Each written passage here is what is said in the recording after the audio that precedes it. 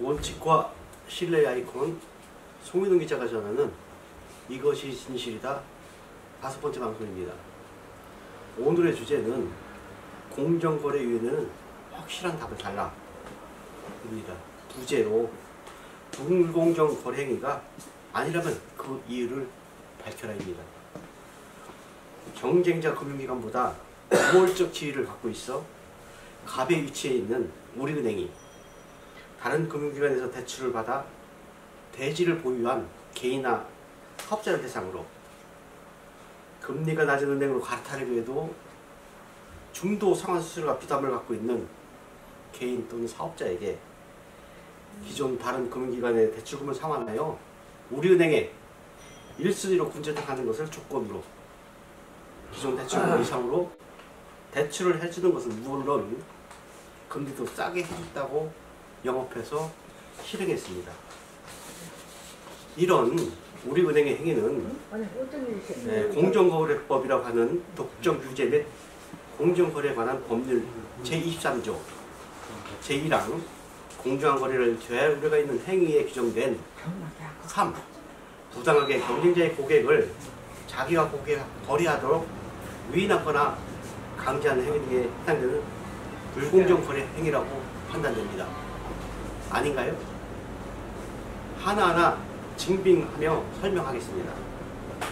지금 현재 1, 2 금융권을 비롯해서 농협, 신협, 새마을금고 등 금융기관의 수는 열거할 수 없을 정도로 많습니다. 금융기관의 주 업무가 여신 업무라고 볼 때 이들 모두가 우리은행의 여신 경쟁 사업자입니다.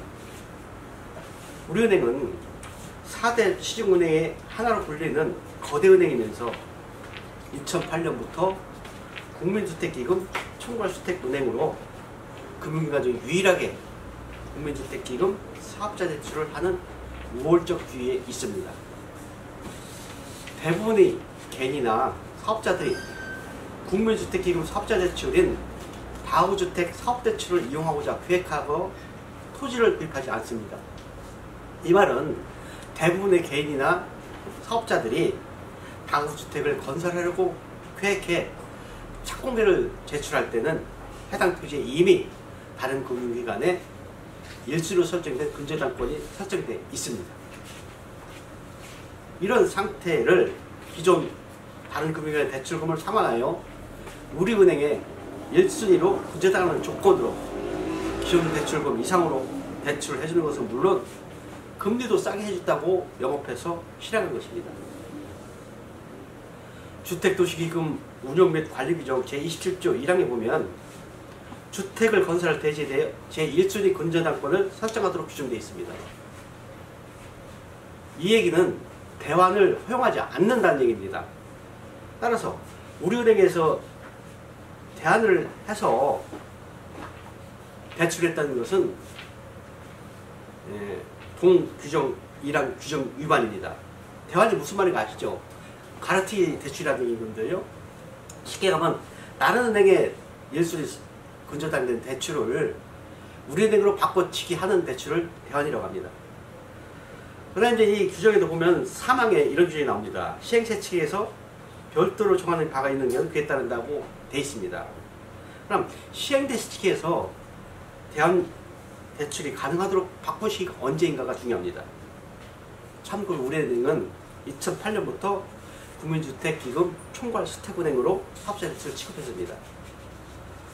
우리은행의 국민주택기금 업무매뉴얼 개정 대비표 3쪽에 보면 11조 2항에 국민주택 건설자금 담보치 등은 다음과 같다 하면서 개정을 했습니다. 개정하면서 거기를 1순위 근저당권 확보를 하여 선순위 말소 조건을 처리하는 경우를 최초로 넣었는데 그때 시행일이 2011년 2월 10일이라는 점. 즉 우리은행은 2008년도부터 대출을 했다는 얘기거든요. 그 다음에 도시형 생활주택 범주에는 단지형이 아닌 이런 다세대책은 제외가 된다는 점이 시행세 측에서 빠져있기 때문에 대출건당 2억 8천만 원 이하인 단독 다세대주택 대출 대환이 가능하도록 바뀐 시기는 2015년도로 추정됩니다.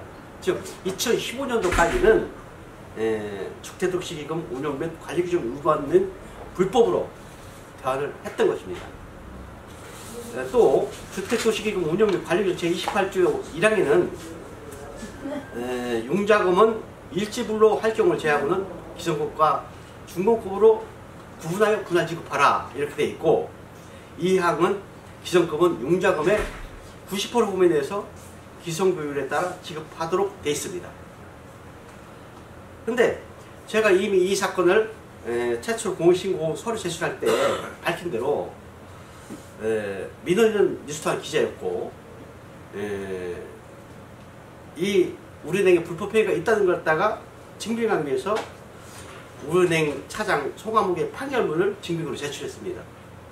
종합 판결문은 범죄사실에서 전 우리은행 송화묵의 차장이 국민주택기금 대출취급 기준 등의 업무 규정을 위반하여 다가구주택 착공 여부와 상관없이 선거권 및 기능업 대출을 만연히 진행하는 부당여신의 행위를 했다고 밝혔습니다.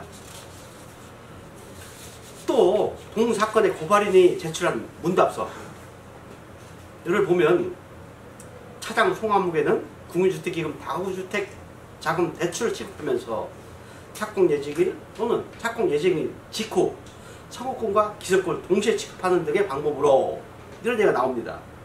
결국은 부당하게 90% 대출을 동일자의 착공권과 기소권을 동일자에 취급했다는 얘기입니다. 고발인도 인정했고 판결에서도 밝혀진 동사건과 같은 부당행위가 몇 건일까가 중요합니다. 우선 송화묵회가 그 판결문에 나온 곳이 8건이고, 그 다음에 고발인이 증인 신문조서에서 나온 것은 42건입니다. 그 다음에 그 피고인 송화묵회가 중앙금융감독원에서 제출받아서 제출한 것은 57건입니다. 최소한도 42건, 57건은 이런 부당여신 행위가 있었다는 것입니다. 이거는 각종 증빙으로 다 밝혀진 숫자입니다. 그럼에도 저는 우리은행의 건당 위탁수수료가 당시 1250만 원이었거든요. 단기간에 1250만 원에 고수익을 올릴 수 있기 때문에 전국 각 영업점에서 수만 건의 부당여신을 발생시켰다고 주장하고 있습니다. 이는 검사하는 것 간단합니다. 착공일 또는 착공일 직후 청구권 및 기소급 대출이 동시에 발생한 대출 건수, 그 건수에서 대한대출 건수를 파악하면 알 수 있습니다.